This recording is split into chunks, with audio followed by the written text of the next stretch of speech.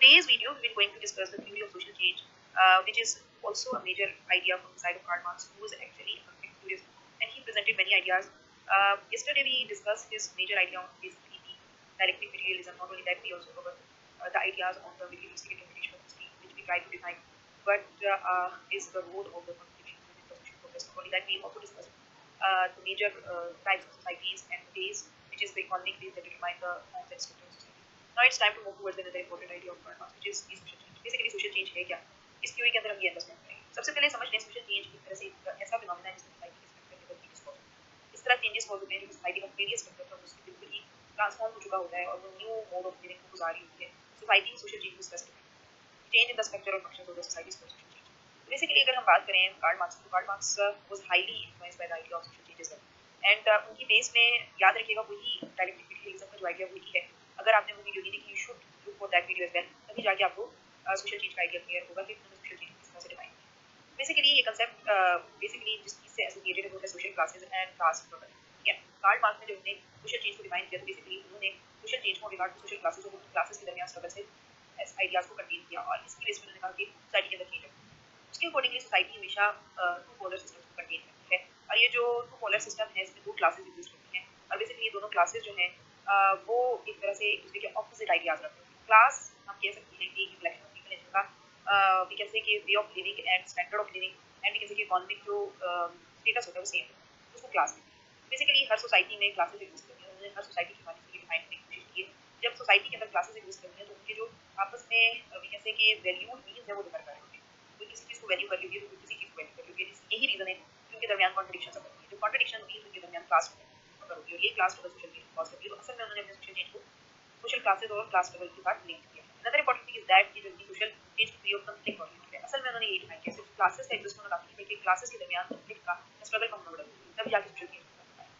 Similarly, this theory is also known as the conflict theory of change, specifically from the side of जो Karl Marx ने theory present की थी social change की उसमें space conflict की करार दी तो therefore इसको conflict theory of change के नाम से भी जाना जाता है। At the same time, असल में जो इस theory का basic mantra है वो ये है कि जो change है वो इसलिए cause होता है because दो competing parties हैं या दो competing interests हैं society में, उनके दरमियान जो tension अगर उनके तब जाके society में change आते हैं। यानी कि वही बात यहाँ डायलेक्टिक का प्रोसेस अप्लाई हो रहा है कि जब कॉन्ट्रडिक्शंस अगर होती हैं, जब आइडियाज एक दूसरे के साथ कॉन्ट्रडिक्ट करने लग जाते हैं, क्लासेस एक दूसरे के साथ कॉन्ट्रडिक्ट करने शुरू कर देती हैं, वहाँ थीसिस तो मौजूद था लेकिन उसके ऑपोजिट एक एंटी थीसिस डेवलप होने लग जाता है, तब वो सिंथेसिस का बुनियाद रखता है या हम कह सकते हैं सिंथेसिस को लीड करता है और यही सोशल चेंज है। एक सोसाइटी में एक सिस्टम एग्जिस्ट कर रहा है, उसके रिस्पेक्टिव एक नया सिस्टम आया और उसने इनके एक कॉन्ट्रडिक्टरी रिलेशनशिप की वजह से एक नया सिस्टम डेवलप हुआ जिसको सिंथेटिक सिस्टम कहा जाता है, जो कि दोनों के कैरेक्टर्स को कंटेन कर रहा होता है। तो इस तरह से सोशल चेंज डिफाइन किया। बेसिकली ये कहते हैं कि सोसाइटी के अंदर जो टेंशन अगर होती है, ये टेंशन जो है बेसिकली कंपीटिंग ग्रुप्स के दरमियान होती है जो कि एक दूसरे के बिल्कुल ही ऑपोजिट व्यूज होते हैं, तब जाकर सोसाइटी में चेंज होता है। Another important thing is that कि क्लास स्ट्रगल जो है ड्राइविंग फोर्स है सोशल असल में स्ट्रगल है, असल में वो कॉन्फ्लिक्ट है जो कि दो क्लासेस में अगर होता है out of the we can say कि purpose that they should attain the means of the society, they should attain the wealth of society. और जब क्लासेस में ये चीजें डेवलप होती हैं तो इवेंचुअली दोनों के दरमियान स्ट्रगल डेवलप होनी शुरू हो जाती है। हर कोई अपने राइट्स को वी कैन से कि मानना शुरू कर देता है, हर कोई कहता है कि भाई हमें राइट्स मिलने चाहिए, हमारी एक कंडीशन नहीं होनी चाहिए, तब जाके सोसाइटी में स्ट्रगल होती है और बेसिकली उसी वक्त डेवलप होती है जब एक स्पेसिफिक क्लास में क्लास कॉन्शियसनेस का आइडिया आ जाए कि भाई मैं भी एक क्लास हूँ और मेरी भी एक एग्जिस्टेंस है, आई एम ऑल्सो ह्यूमन और देयरफॉर वो भी अपने ऑफकोर्स राइट्स के लिए एक जद्दोजहद करना शुरू कर देती है और इस तरह से सोसाइटी के अंदर जो कॉन्ट्रडिक्टरी फोर्सेस अकर होती है तब जाके सोशल चेंज होता है। ठीक है, इसी हवाले से उन्होंने एक इम्पोर्टेंट कोट बताई हुई है कि history is the story of conflict. वो कहते हैं कि जितनी भी आप प्रीवियस सोसाइटीज देख लें उनमें जितने चेंजेस हुए और जो अभी प्रेजेंट सिचुएशन में एग्जिस्ट कर रही है, असल में उनके अंदर जो चेंजेस अकर हुए वो इसलिए अकर हुए due to the conflict between the exploiting and exploited classes. ये चीज याद रखिएगा कि दो क्लासेस हैं, एक एक्सप्लॉइटिंग क्लास है तो एक्सप्लॉइटेड क्लास है। एक वो क्लास है जो रूल कर रही है तो दूसरी वो क्लास है जिसके पास कुछ नहीं है और therefore they are exploited class. तो असल में इन दोनों के दरमियान जब किसी किस्म के स्ट्रगल्स कॉज होते हैं या कॉन्फ्लिक्ट कॉज होता है तब जाके हिस्ट्री चेंज होती है। The conflict repeat itself again and again.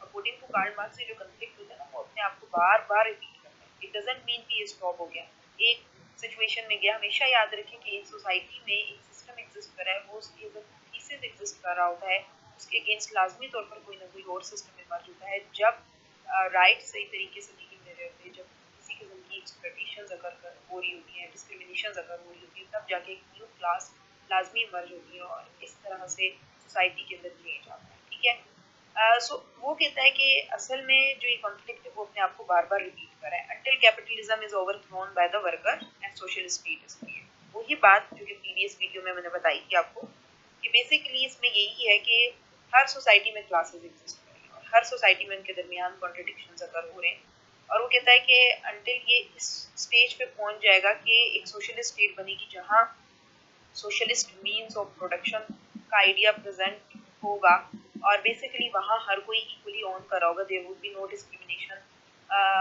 In them, there would be no we can say कि क्लास डिफरेंसेस और डिस्क्रिमिनेशंस और वी कैन से एक्सप्लॉयटेशन।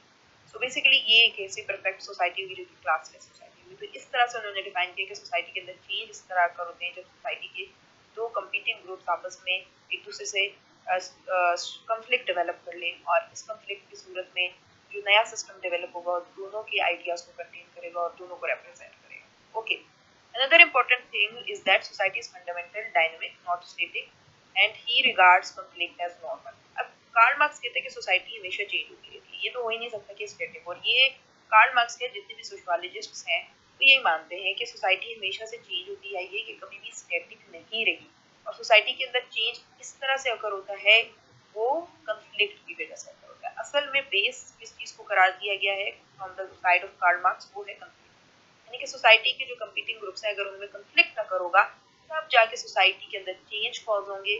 और सिमिलरली वो कहता है कि जो कंफ्लिक्ट है वो नॉर्मल एस्पेक्ट सोसाइटी में होता है, इसी तरह सोसाइटी परफेक्शन और एडवांस स्टेज हो जाती है, अदरवाइज सोसाइटी स्टॉप हो जाए और सोसाइटी में किसी किस्म की प्रोग्रेस ना है, डेवलपमेंट ना है। सोसाइटी में अगर चेंज लाना है तो कंफ्लिक्ट बहुत ज्यादा इंपॉर्टेंट है। कंफ्लिक्ट ही सोसाइटी के अंदर चेंज कॉज करता है, डेवलपमेंट लेकर आता है, एवोल्यूशन कॉज होती है, ट्रांसफॉर्मेशन आती है, तो इसलिए ये normal. Another important thing in defining the social change, he put emphasis on the economic factors। वही बात इकोनॉमिक फैक्टर या इकोनॉमिक स्ट्रक्चर को उसने बेस करा दिया और यही बात है वो कहते हैं कि हमारी सोसाइटी के जो इकोनॉमिक स्ट्रक्चर है वही पूरी सोसाइटी की कंडीशंस को डिटरमाइन कर रहा होता है और उन्होंने जितने भी रिलीजियस पॉलिटिकल और अदर फैक्टर्स हैं उनको निगलेक्ट किया। साथ ही साथ इन्होंने कहा कंफ्लिक्ट ड्राइविंग फोर्स है हिस्ट्री, यानी कि कंफ्लिक्ट ही है जो कि सोसाइटी में हिस्ट्री में जितने चेंज आए हैं वो उनका भी रीजन कंफ्लिक्ट है। और इस बेस पे उन्होंने मुख्तलिफ किस्म की सोसाइटीज की टाइप्स को भी डिफाइन किया था कि सोसाइटीज किस तरह से डिफरेंट क्लासेस को कंटेन्स कर रही थी और नॉट ओनली दैट बट के at the same time contain करने के साथ साथ उनके दरमियान किस तरह से कॉन्फ्लिक्ट्स इमर्ज हुए, कौन कौन से मूवमेंट्स उठी और इस तरह से चेंजेस कॉज हुए। Similarly, he stated that man is the main instrument of change। वो कहते हैं इंसान असल में मेन इंस्ट्रूमेंट है जो चेंज लेकर आता है, यानी कि इंसान की सेल्फ कॉन्शियसनेस को हासिल कर लेना, इंसान का अपने बारे में समझ लेना कि भाई मैं भी एक इंसान हूँ, मैं इक्वल हैसियत रखता हूँ, I am not the slave of anybody. Eventually इस सूरत में जब उसके अंदर एक कॉन्शियसनेस का आइडिया डेवलप होगा और वो फॉल्स कॉन्शियसनेस से एक ट्रू कॉन्शियसनेस की तरफ जाएगा, क्लास कॉन्शियसनेस का आइडिया उसमें आएगा, तब जाके चेंज कॉज होगा। मोस्ट इम्पोर्टेंटली ये याद रखिएगा कि चेंज आना जरूरी नहीं है।